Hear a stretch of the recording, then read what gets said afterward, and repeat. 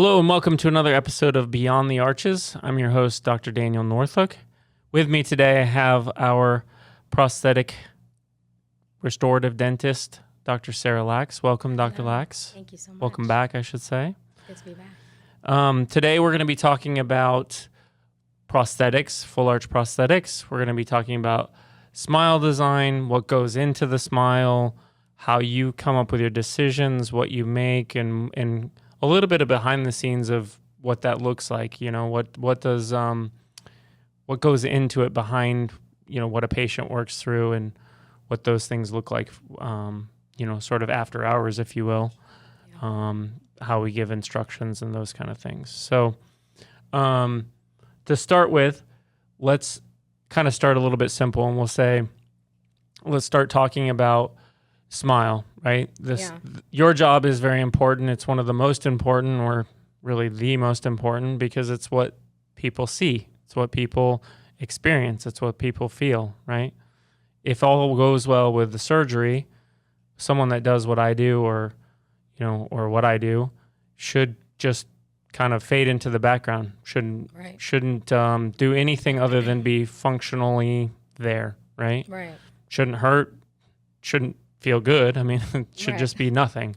Yeah. But the teeth are constantly there. And so there's some things you have to overcome, and there's things that you can get to shape correctly so that speech is a part of it, etc. So walk me through, when you start with a patient, sort of walk us through what kind of steps that you go through first, and then we'll kind of break it down into smile and teeth and function and bite and all of those things. Yeah, it's a pretty complex world, when it comes to prosthetics and just restoring function and aesthetics and all of that. But like you said before, implants are a huge part of this whole process, but the restorative portion of all of this is, I think, in the patient's mind, 95% of the whole experience.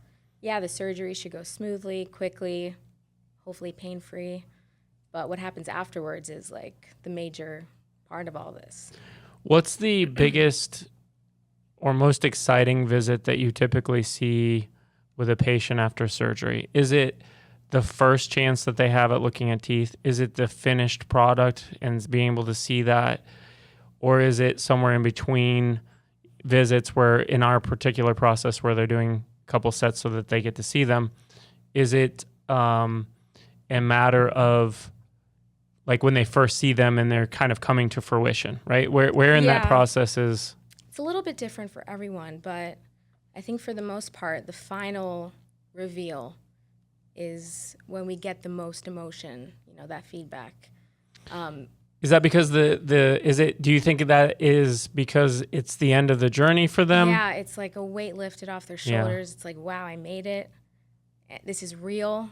It's not just a plastic prototype, which are really great, but when they finally feel that final, set of teeth in the nice, smooth material, and it just feels like they just feel back to themselves, really. What part of the process for you on your side is the most difficult to overcome? Is it something intangible like the patient's significant other that wants it a particular way, overcoming that? Is it speech? Is it look? Is it shape? Is it bite? What's the hardest part for you to overcome? I would say dealing with their emotions, really, throughout the process. Kind of letting them know that we're in this together. And although it's not perfect right now, maybe today, the day after the surgery, we're going to get there eventually together. So I think repeating that throughout the process and just calming down just their mental attitude, you have to trust the process and just relaying that. I think sometimes that's the hardest because, you're in pain after the surgery, and the first set of teeth, it's not 100% just right yet. Yeah. And so keeping that in mind, you kind of have to just calm your nerves a little bit and trust that we're going to get there in a couple days. It's only a couple days away, but just getting through those couple days, it could be a roller coaster. And you're pretty good at that because I would say it's probably because you have a bunch of siblings And so you're used to kind of being tested. Yeah, like you're very that's true. go with the flow and very comfortable with it. That and thinking back to the times, hundreds of times I've done the tooth side of it as well, it is hard to try to communicate with a patient who is in pain, who just went through this big procedure, that everything's going to be okay. And, you know, they might be on a 10 and you're sitting down here at a 3 and you can't figure out why you're why you're struggling to communicate properly with them. Keeping in mind that they're in pain can be very difficult to overcome and constantly be thinking about. Right. It can be easy to forget. Like, it was a, pretty big surgery. They're still in recovery. They're in it. They're in the thick of it. Yeah. So looking back on my career, and that doesn't even have to be full arch, just a regular single implant that a patient was having a hard time with the pain or whatnot from, you think, my goodness, Mrs. Smith and I are never going to get along. It's never going to happen. And next thing you know, that pain breaks and they're your best friend. So keeping in mind that in a few days they'll be back to being your friend and communication during that process is important. What about physically? Okay, so you're getting the patient in for our particular system. You're getting a set of teeth up front.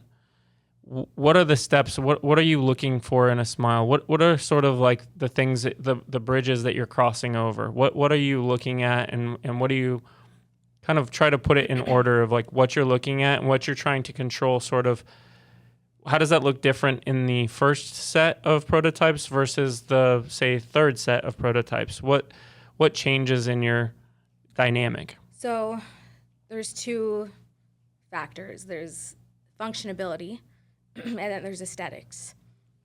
So obviously the main important thing is we want them to be able to eat anything they want to eat. We want them to be able to bite into their crunchy apples and all of that. And we want them to speak well, clearly. Yes. So there's that. There's juggling the prosthetic portion of everything, functionability. But there's also the aesthetic portion. So that, I think that's also a tough thing to really But trying get to into. manage it, try to manage both of those at the same time could be difficult. So what are you trying to accomplish first? Like, what's number one off your list? Number one is getting the teeth where they need to be. So we want to make sure that the bite, their occlusion is ideal, and then we can focus on the aesthetics of everything. So once everything is in place, we can then focus on how the teeth look. Right. And do you find that where does most of the effort come? Is it in the tweaking for the aesthetics? And we'll talk about aesthetics here in a second, but is it the tweaking there? Or is it the getting the teeth into a position where they can bite and chew and feel comfortable? It's both. It's positionally getting the teeth where they need to be so that, yes, they can eat, they can chew, they can speak well, but it's also shaping the teeth, the anatomy of a tooth. Everyone is a little bit different, so we really have to be like hands-on with that part. And then aesthetics are a huge portion to this, as well. So a lot of patients come in wanting something totally different, but they still want to look like themselves. And so let's jump on that real quick since you just said that. Explain to the listener why we don't go through digital mock-ups or selection of teeth for our particular process. Why don't we go through that first? Why is that not something that we discuss beforehand? Right. So I know it seems like a great idea, right? When you look at a set of teeth, it looks awesome on commercials on a celebrity, and a magazine. It could look beautiful on that, page on that screen. But once you put it in your mouth, it looks extremely different. So just right off the bat, we want to set our expectations. Yes, patients can come in with inspiration, with ideas of how they want to look, how we want to shape the teeth. But it's all about the try-in process. It's about fine-tuning it for them, So we dive into that a lot, and we spend time comparing different shapes, different sizes, making sure that we're communicating clearly, that the message is getting across what they want and, if we can achieve that. So. And I always, it was always frustrating because when you're trying to, let's just say for a conversion, a lot of times it's sort of a standard, very run-of-the-mill kind of type of tooth that everyone kind of picks. So you don't get too far out of the way or too far off. But it was always sort of frustrating because once you show somebody an example of what they think that they want to look like, or in any shape or form, right? We used to take the facial scans, we used to take scans of their mouth, and we used to prototype it, and we used to show it in front of them, and we used to use that as sort of a selling point. And that, if you go to a meeting, that's the way that they're going to tell you that, oh, that's the way you close a patient.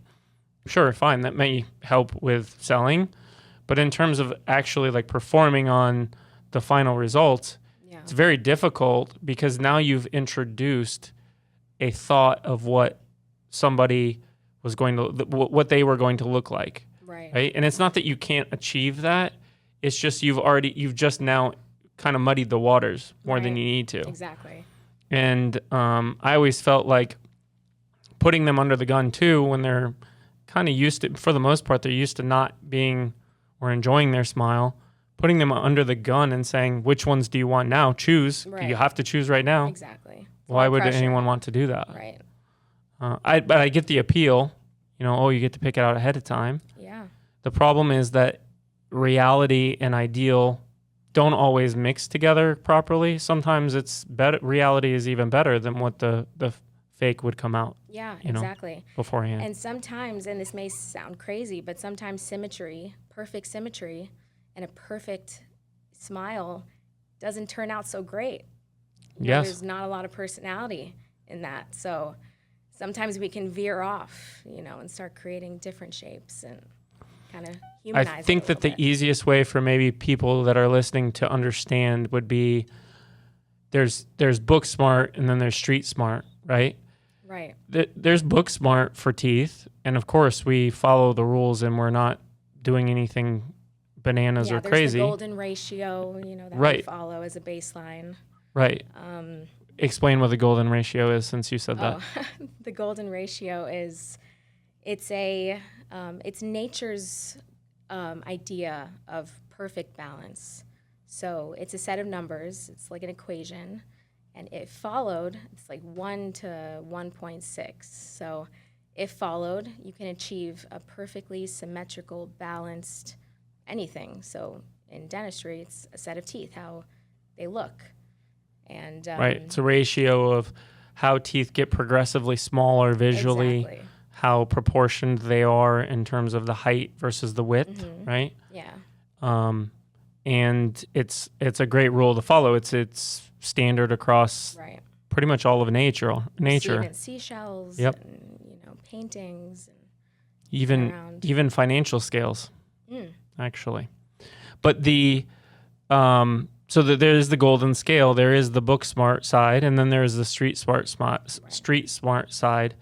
And there's a balance that will, if misconstrued, there's too much street smarts, there's too much fly by the seat of your pants, that'll be a mess, and then there's too much by the books. So that's where you come into play, is you're sort of the referee between book smart and street smart. That's a perfect way of putting it. Yeah, we have to make sure that, clinically, everything is where it needs to be. But from the artistic standpoint, we can have fun with it. We can really kind of go crazy and try out different things, and keeping that golden ratio as a baseline, but then exploring different options. It's been a lot of fun. In being a referee, how much of that is you having to pull the patient back to reality of, but we can't move this tooth here because it's what's holding your lip out so that it doesn't look like you're missing teeth? Or like, how much of that balance is there? How much of your day-to-day job is reining that patient back into reality? Like, how much of it is them being too artistic with it, or trying to be too creative or too idealistic in their own head, and kind of reining them back into reality? Is it a lot? Or it's not a lot, surprisingly. Just because they know that, these teeth need to be here, and then everything else we can work with and mess around with. But usually it's pretty easy to get that idea across. Not a lot of times do we veer off so much that it's going to affect what we need clinically. So Right. we're still in that kind of limit. We're still safe. Absolutely. So it doesn't come up a lot, really.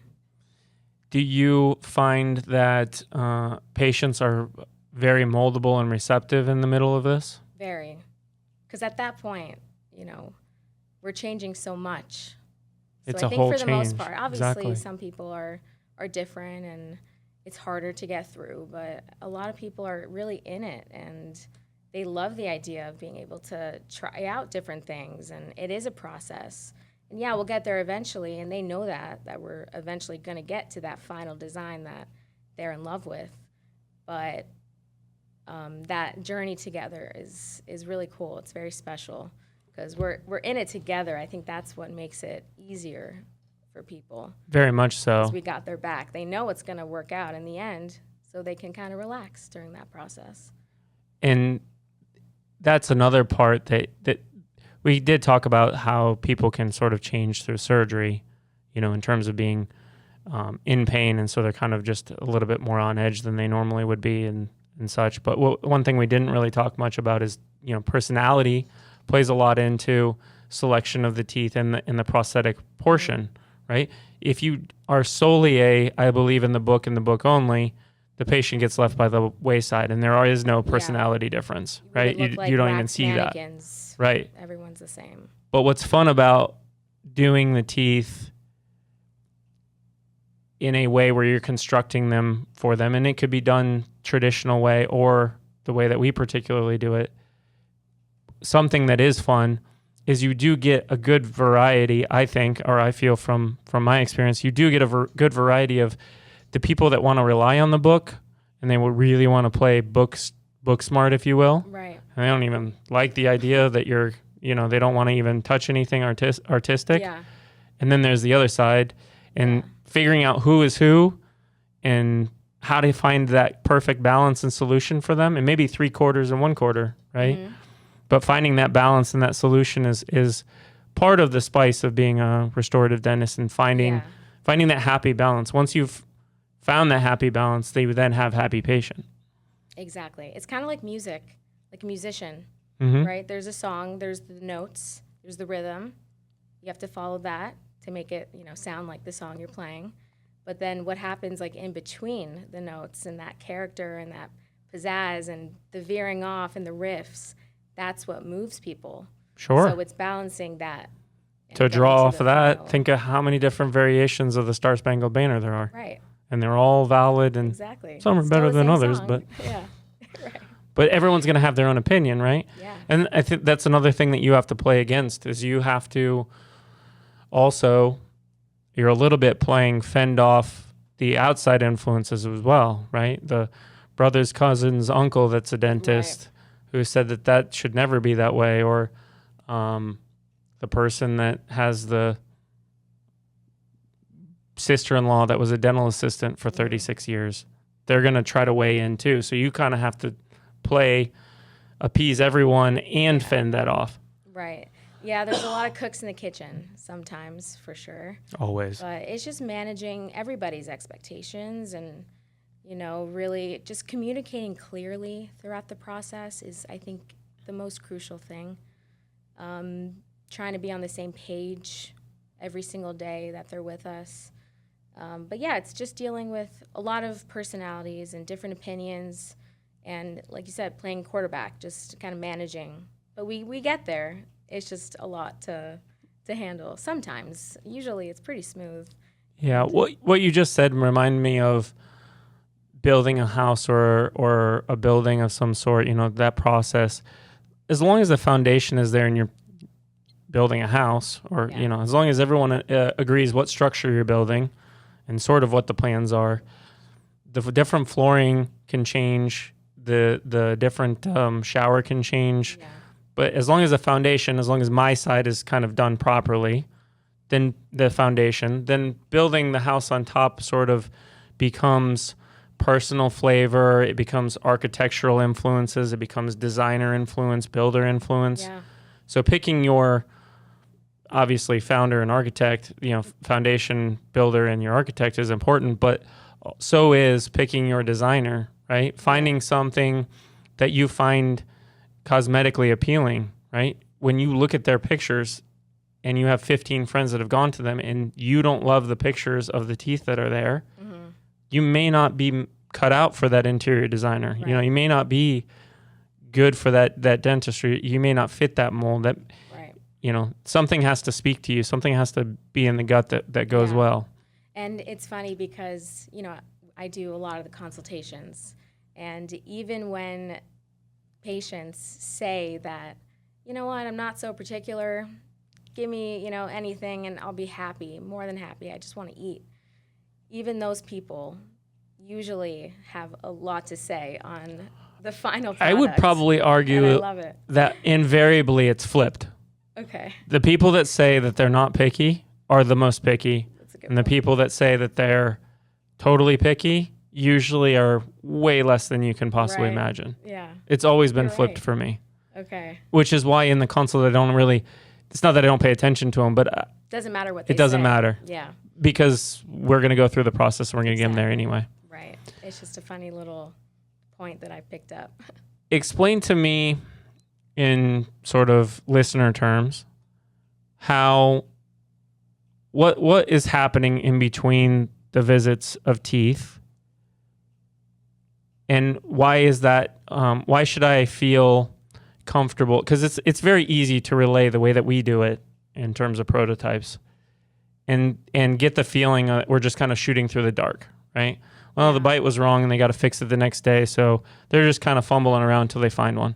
Explain to me, as if I'm a patient, why I should feel good about the multiple prototypes, which is going to lead us into the process behind the scenes. But let's not get there yet. Let's just, I'm patient. Why should I feel like multiple prototypes is an advantage to me and you're not just fumbling around through the dark? Right. And from a patient view, it may seem like that. I don't blame them. Right. Which is why I bring it up. Exactly. But it's an interesting, topic. You doing the surgery and you usually taking the initial bite puts us in already such a good situation from the get-go. And so from there, we're really just fine-tuning everything. So there's like 1,000 things that go on behind the scenes. Once the patient leaves, we're sending all of that information to our lab, which that in and of itself is a huge discussion. Communicating clearly with the lab, which our lab is amazing. They're trying to duplicate what we see, in the office. So relaying that and having them, translate that and bringing it to life is amazing. But there are 1,000 different things that go on once the patient leaves the office. And so it's more of an art and less of a science sometimes. Everyone's anatomy is different. Everyone's jaw, positioning is different. How they function, how their jaw moves. It's speech also, dialing in the speech. Again, sometimes the, exact ratio that the book says doesn't really work. So it's like, all right, now what do we do? Now we have to veer off and try something else until we get it right. So there is a big part of, it's not trial and error, but it's being willing to try something else, something else that you really didn't think of, seeing if that works, because it usually does. Just a little bit different than what maybe you're told, in school or what you see in the books. Yeah, I like to think of it as the first initial series of things that we're doing. I always think of it as the first, you have to get the foundation right? Like, right. The first thing that a policeman does when they show up on the scene of a crime or a crash, right, a car accident, is sort of find out the facts. What cars were involved? What person saw it? What are their contact info? Like the basics. And once those basics are done, then they can go find the footage to go kind of record. Was everyone's memory right? They can kind of talk to other people and they can talk to the business owners. They can then construct that scene, but it all relies on the exact fundamental basics. What cars were involved, right? And so the first several things that we're doing do not involve the patient because they're the fundamental basics that we need absolute fundamental knowledge on, right? We need absolute accuracy. And something that I think is very easy to get lost in translation is that we're getting that foundational information that's resolute and bound and done by the best machines. The problem is that it seems very artistic after that, right? And really what we're saying is, no. We have what cars were involved and we know exactly where they are. We're just trying to figure out who hit who, and what store owners have footage of this so we can reconstruct the scene. Yeah, dive into more Not detail. to make it a scene of an accident, but yeah, it is a bad analogy. But that's the fundamental, basic, number one, get good information. Exactly. After you have that fundamental, basic information, you can get as wild with it as you want, within the confines of not letting a patient cause their own harm. Yeah. We can make the teeth green if we want to, if we have the right data to start, right? Yeah. And we can show a patient what green teeth look like. Right. It's no skin off of our back. That wouldn't be preferable, but as long as that information is there, we'll always be there within reason. And it's nice because we know we can always get what we want. So it takes a lot of stress off our back, really, my back, knowing that, all right, this is what we have. Let's get that foundation set and ready, and then we can have fun with it. And we can usually get there pretty quickly. So, maybe after the second prototype. So that would be, day 3 of the week. We're already there. We have that foundation set. Everything is where it needs to be. And now let's, have some fun with it. Right. Yeah, like the data that we're getting day 1 of surgery is right where it needs to be. So good. Day number 2 is shuffling that data so that it all corresponds to itself and sort of those fundamental basics. And then day number 3 is like what we're talking about, prototype number 2 is where you can start to get fun and artistic and more involve that patient. Yeah. We even get into it before everything is in place, just because it's fun and the patient loves talking about it. And it's nice to be, upfront and communicate right from the get-go about what they want things to look like, not only feel and function. So we do, dabble in that even after the first prototype. So, but it's all about that balance. It's, focusing on the main thing first and then veering off. Yep. And to bring in the conventional way, because, I hate that we don't do anything conventional anymore because it really kind of alienates that group. And I want people to watch this that are going to go to somewhere else, right? I want them to be able to get information and somehow increase the knowledge base or somehow help some dentist somewhere because the patient that listens to this didn't know anything about it before. They heard about it. They found us. They went to that person. This is not a done-on-one advertisement. So let's bring in some of the traditional way, the conventional way. So you're still trying to get to the same path, right? We have chosen to get our data, our resolute data, day number 1, and build off of that and use that as sort of a healing platform, right? Like a diving board that we're jumping off of. That's our healing platform, is having really good data. Right. In the conventional way, you're gluing things together so you don't have that absolute accuracy to start with, but because it's temporary and because it's meant to be thrown away eventually, you can a little bit do your playing at that point, right? And let the implants heal. And then if you have a problem, you can come back and do it again, right? And can build off of that platform, right? And so we're all kind of doing the same thing. We're just doing it at different steps. Exactly. And after you've finished healing, the steps that are involved are very similar to the steps that you're going to do, right? Right. They're making sure that the bite is dialed in and nailed in. It's getting the data right. And you can get very good, accurate data through traditional means. And what I mean by traditional is non-digital, non-computing based. Right. It's more based on your traditional sort of like impressions and things like that. You can get decent data that way. It's a little bit more tedious and a little bit more steps involved to get there, a little bit more work on the dentist part and a little bit more work on the patient's part, but you can still get good data. And then just like we're talking, once you have that good data, you can start to fill in the holes. Right. The problem with that can be, you know, and I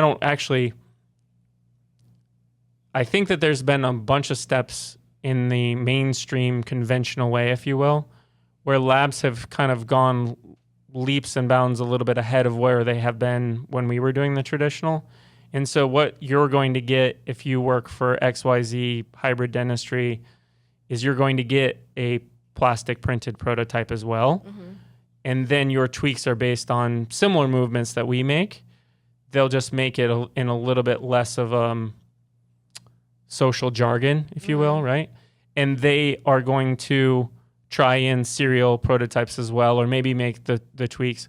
When I was doing these teeth like this and the labs were outfitted for doing it the conventional way, we would take the good information, and then we would take that good information, we'd make a set of wax rims, and we would take that wax rim and we would try it in the patient and make sure that their lips were supported properly.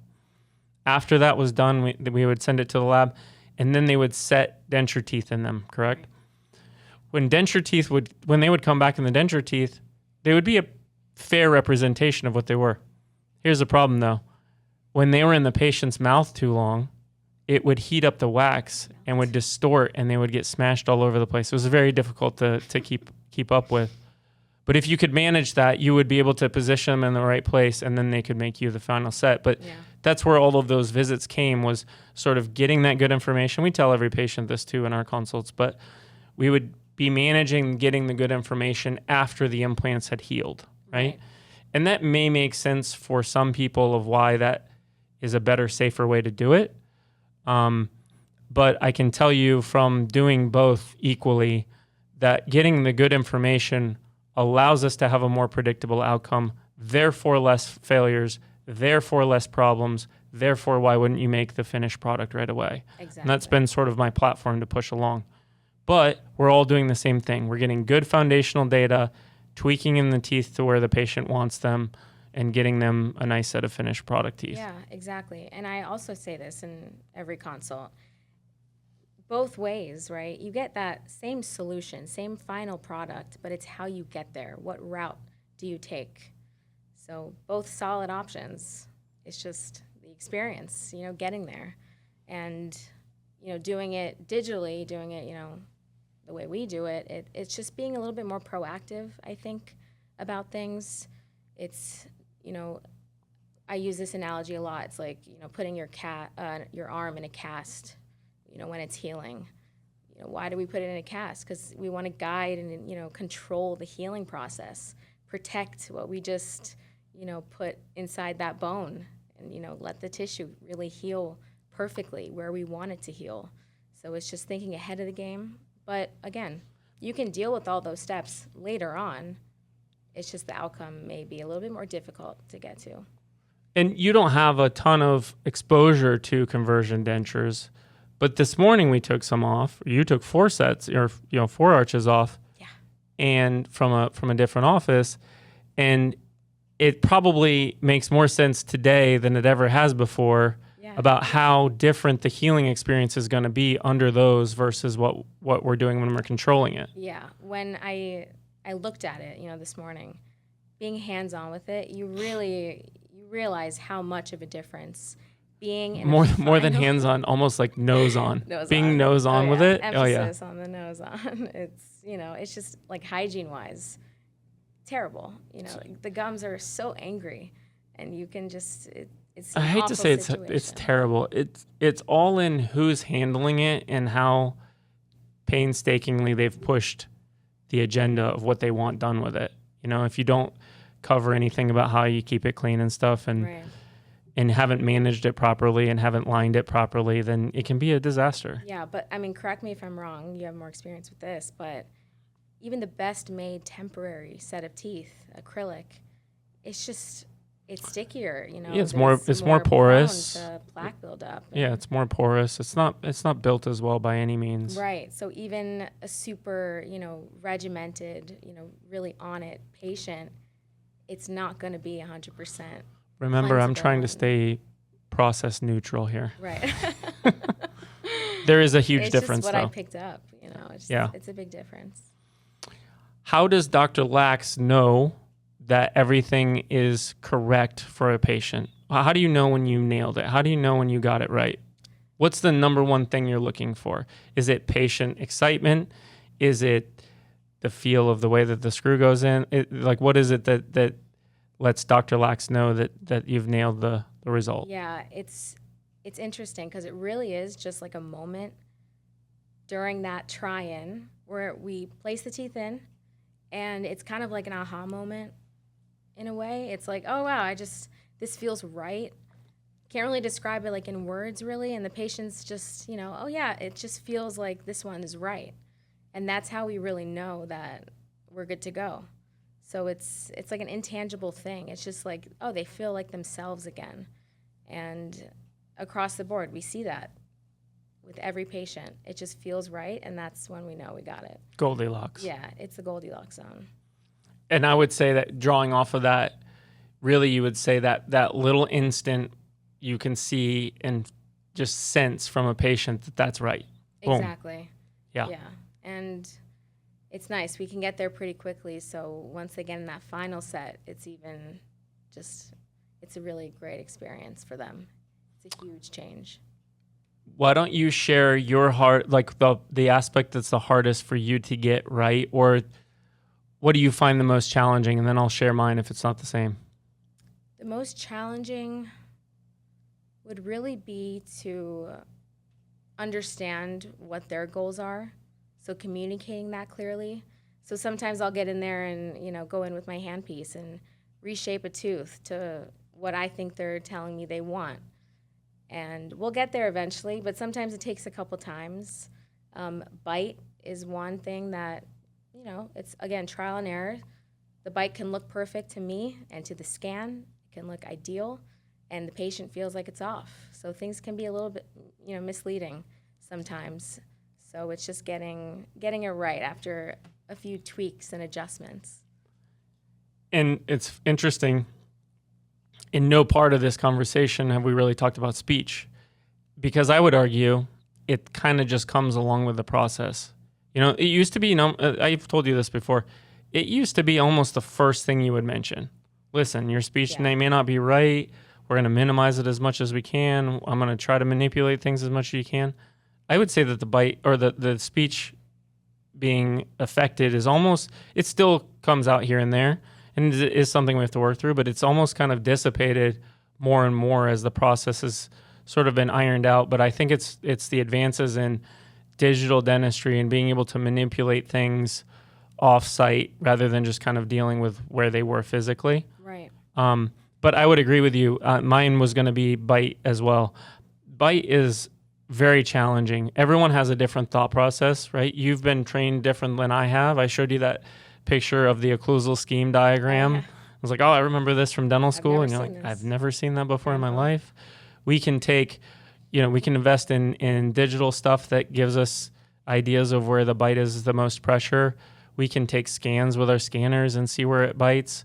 We can use the paper. Like, there's so many tools that are available, but all agreeing on what feels good and what doesn't feel good, it really comes down to the patient. But that's sort of the hardest to ascertain, because sometimes you and I can't see it, even with all of the readings and the technology. And I think what's going to be the easiest for somebody, if they're watching this and they're just kind of shopping around or trying to decide if they want to do a hybrid, something that's probably easy to relate is most people have had a filling or had a sealant in their life or a crown or something changed about their bite.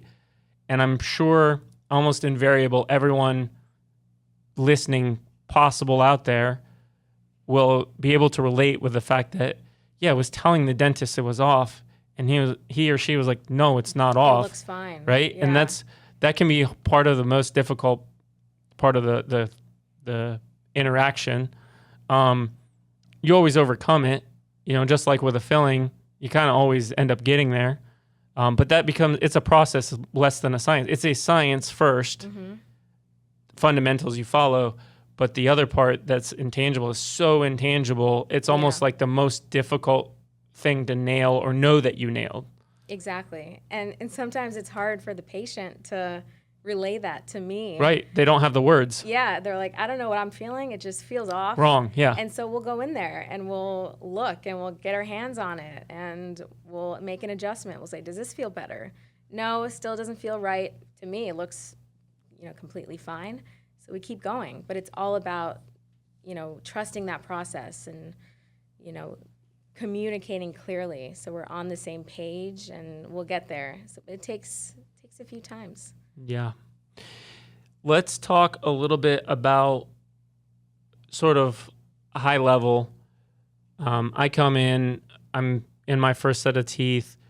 What's going to happen past my visit, not from like a, scanner and all of that stuff, but what are you communicating to the lab that makes it so that my teeth are going to be in a better or perfect position tomorrow?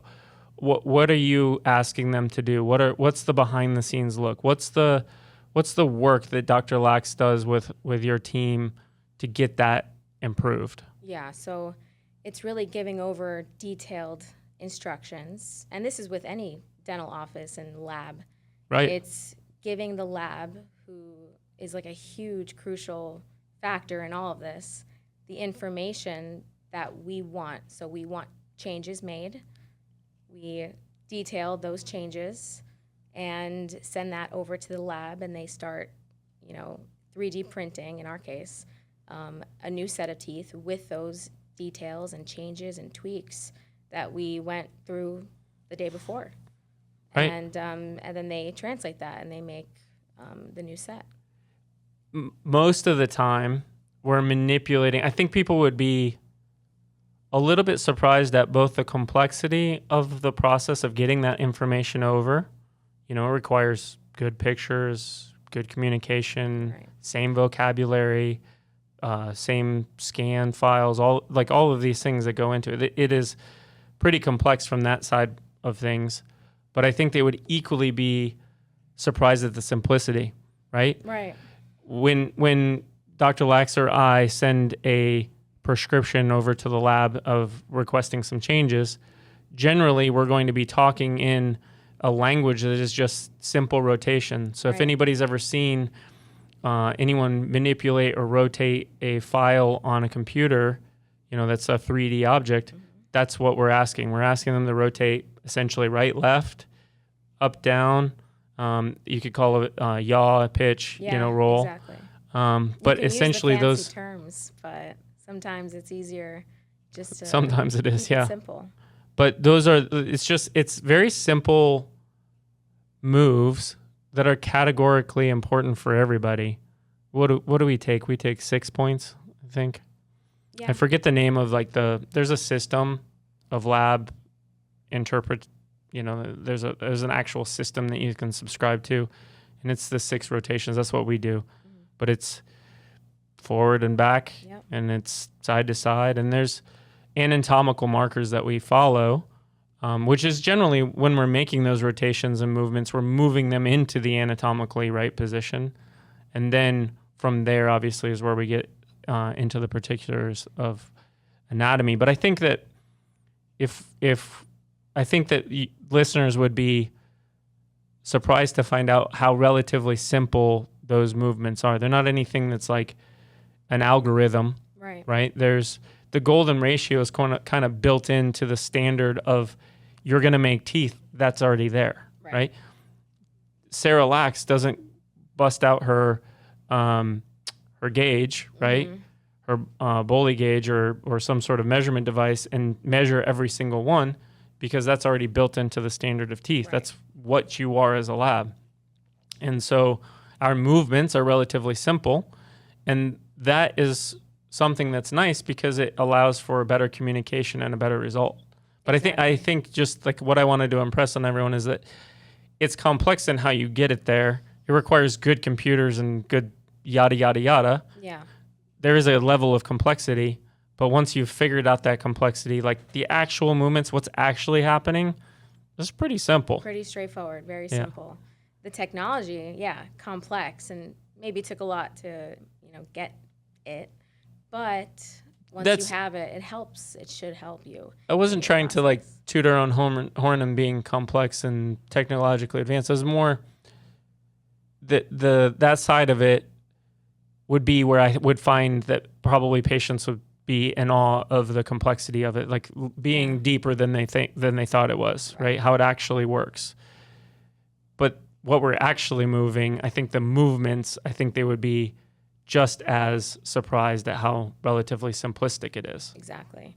And I mean, that's what we want. We want the patient to feel like it is simple and straightforward. We never want the patient to feel like we're stressed about their case. So it is really nice to be able to get to, the design that we want fairly easily compared to, other ways. We get to focus on the patient more and just deal with them and, kind of have fun with it. And in this, the lab is definitely the sort of most underrated of the process, right? I mean, Sure. What I do is sort of like on my own, it's what I do. It's what a surgeon does.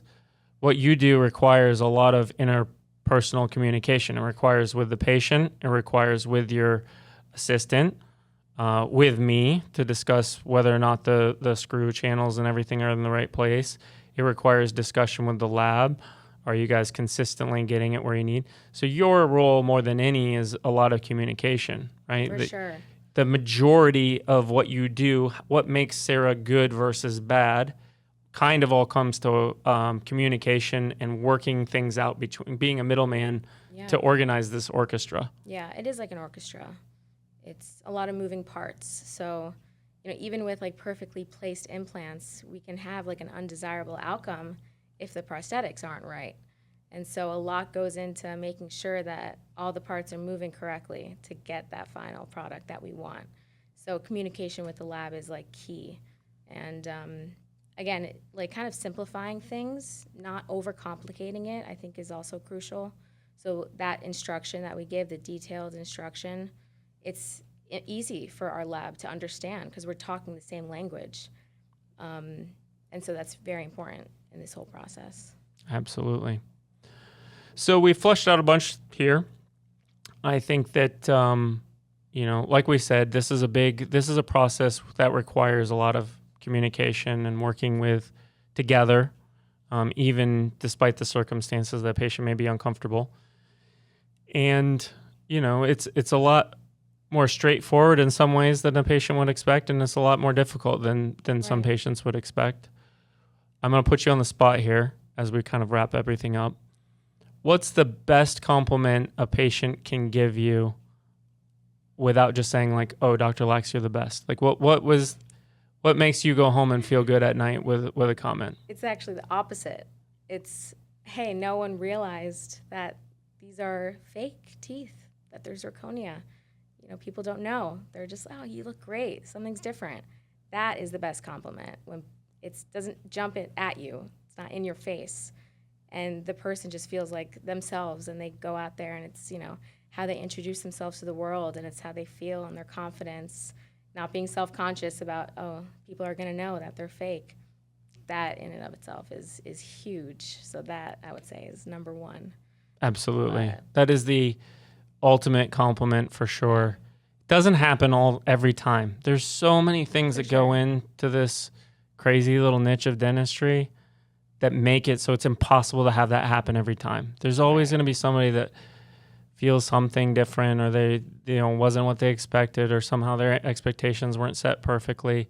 And those we have to work through separately. But absolutely, the absolute ultimate sign that you and I did our jobs, or the absolute best feeling is going home when a person has said, "I feel like me. This is me."